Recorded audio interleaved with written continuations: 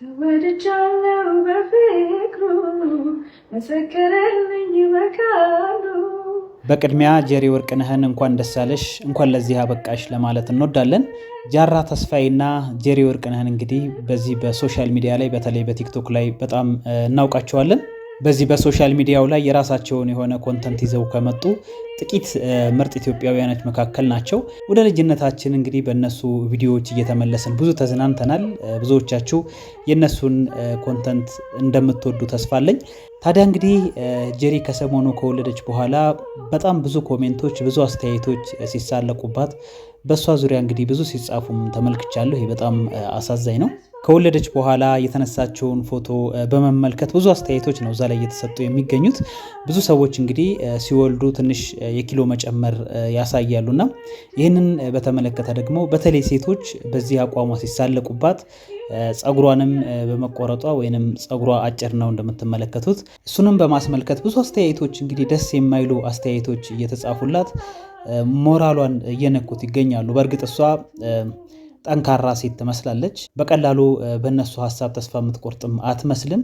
ይሁንና ግን ተገቢ ያልሆነ ልክ ያልሆነ አስተያየቶችን በኮሜንት መስጫው ስር ሲጻፉላት ተመልክቻለሁ። ብዙዎች እንግዲህ አንድ ሴት ስታረግዝ መወፈር እንደሌለባት አይነት ሀሳብ ነው ሲጽፉ የነበረውና ይሄ ካለመረዳት የሚመነጭ ሀሳብ ይመስለኛል። ምክንያቱም በእርግዝና ወቅት እንግዲህ በቂ የሆነ ክብደት መጨመር እንደሚገባ ነው ሳይንሱም የሚናገረው። አንዲት እናት በፊት ከነበራት ክብደት ከ5 ኪሎ ግራም እስከ 18 ኪሎ ግራም በአማካኝ 12.5 ኪሎ ግራም ድረስ መጨመር እንዳለባት ነው ሳይንሱ የሚናገረው። ይህም እንግዲህ በጣም ዝቅተኛና በጣም ከፍተኛ ክብደት ከእርግዝና በፊት ያላቸው ከሆነ ሐኪሞ ጋር በመማከር አነስተኛና ከፍተኛውን ማስተካከያ አድርጎ ጤናማ ክብደት ላይ መሆን ያስፈልጋል። ያ ማለት አማካኙ 12.5 ኪሎ ግራም ነው። ይህ እንግዲህ በጣም ብዙ ነው።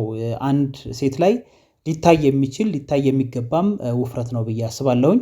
በቂ ክብደት አለመጨመር፣ ዝቅተኛ ክብደት ያለው ከ2 ነጥብ እስከ 5 ኪሎ ግራም በታች ልጅ እንዲወለድና ለተለያዩ የጨቅላ ህፃናት ህመሞች እንዲጋለጥም ይሆናል ማለት ነው። እንግዲህ ኪሎ አለመጨመር ማለት ነው። የተለያዩ ንጥረ ነገሮች እንደ አይረን፣ ካልሽየም፣ ማግኒዥየም የመሳሰሉትን እጥረት እንዲያጋጥመው ያደርጋል። በተጨማሪም ለማየት እንዲሁም ለመስማት የሚያገለግሉ አካላት ሙሉ በሙሉ እድገታቸው ተስተጓጉሎ የአፈጣጠር ችግር እንዲከሰት አስተዋጽኦ ስለሚኖረው ክብደት አስፈላጊ ነው ማለት ነው። ከፍተኛና አስፈላጊ ክብደት መጠን መጨመርም ከእርግዝና ጋር ለሚመጣ ደም ግፊትና ስኳር ህመም እንዲሁም ከነዚህ ጋር የሚመጡ በእናትና ጽንሱ ተጓዳኝ ችግሮች ያጋልጣል። እንዲሁም በወሊድ ጊዜ ከፍተኛ ደም መፍሰስ፣ የጽንስ መጨናገፍ የመውለድ ዕድላቸውንም ወደ ቀዶ ሕክምና እንዲያደርስ ያደርጋል ማለት ነው። ስለዚህ ክብደትን በተቻለ መጠን ማመጣጠን ያስፈልጋል።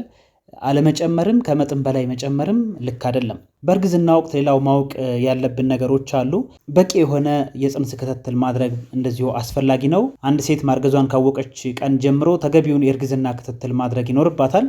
በክትትል ወቅትም አስፈላጊ የሆኑ የደም፣ የሽንት፣ የአልትራሳውንድ ምርመራ ማድረግ እንደዚሁ ይጠበቅባታል ማለት ነው። አይረንና ፎሊክ አሲድ መውሰድ ይኖርባታል። ምክንያቱም ፎሊክ አሲድ በበቂ ከወሰደች የቀይ ደም ህዋስ እንዲመረትና የደም ማነስ እንዳይከሰት ያደርጋል ማለት ነው።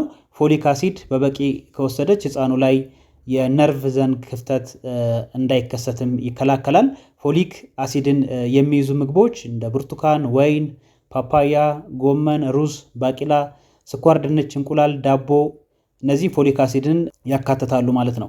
ሌላው የደም አይነትን ማወቅ ይጠቅማል። ይሄ የሚጠቅመው በልጇና በእሷ መካከል የደም አለመመሳሰል ካለ ጽንሱ ላይ የሚደርሰውን ጉዳት እንዳይደርስ እንግዲህ ቀድሞ ለመከላከል ይረዳል ማለት ነው። ይህንን ማወቁ በተለይ የእናት የደም አይነት ኔጋቲቭ የሚባል ከሆነ የሾተ ላይ መከላከያ ወይም አንታይዲ የሚባለውን መድኃኒት እርግዝናው ከታወቀ በ7ኛው ወር ላይ እና ከወሊድ በኋላ በ72 ሰዓት ውስጥ መውሰድ ይኖርባታል። ሌላው ለህመም ማስታገሻ ተብለው የሚወሰዱ መድኃኒቶችን ያለ ሐኪም ትዕዛዝ መውሰድ ክልክል ነው።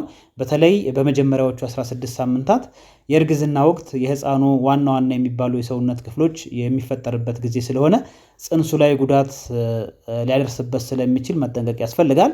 እንደዚሁም በእርግዝና ጊዜ አስተኛኘትን ማስተካከል ያስፈልጋል። በእርግዝና ወቅት መተኛት ያለባት አንድ እናት በግራ ጎኗ መሆን እንዳለበት ነው እንግዲህ ሐኪሞች የሚናገሩት። በግራ ጎን ሲተኙ ወደ ጽንሱ የሚሄደውን ምግብና የደም ዝውውርን እንዲጨምር ያደርጋል።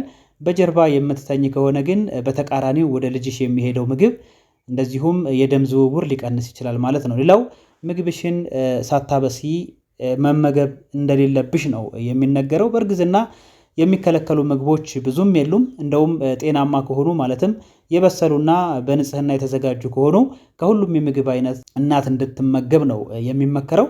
ጣፋጭና የታሸጉ ምግቦችን ግን ባታዘወትር ይመከራል። እንደዚሁም በእርግዝና ወቅት በቂና ጤናማ የሆነ ኪሎ መጨመር ቀደም ብዬ እንዳልኳችሁ አንዲት ሴት ይኖርባታል ማለት ነው እንግዲህ። ስለዚህ እነዚህን ነገሮች በጥንቃቄ የተረዳች ሴት ወሊዷ ላይ ብዙ እንከን ይገጥማታል ተብሎ አይጠበቅም ማለት ነው። ታዲያ እነዚህን ኮሜንቶች እንግዲህ ሲሰጡ የነበሩ ሰዎች በዋናነት እነዚህን ነገሮች የተረዱ አይመስለኝም። ወይም ደግሞ እንግዲህ ከግል ጥላቻና ከቅናት መንፈስ ጋር የተያያዘ ነው ብዬ አስባለሁ። ለማንኛውም ጀሪ እንኳን ደስ አለሽ። ለሁለታችሁም ለጃራም እንኳን ለዚህ ያበቃችሁ ለማለት እወዳለሁ። መልካም ቆይታ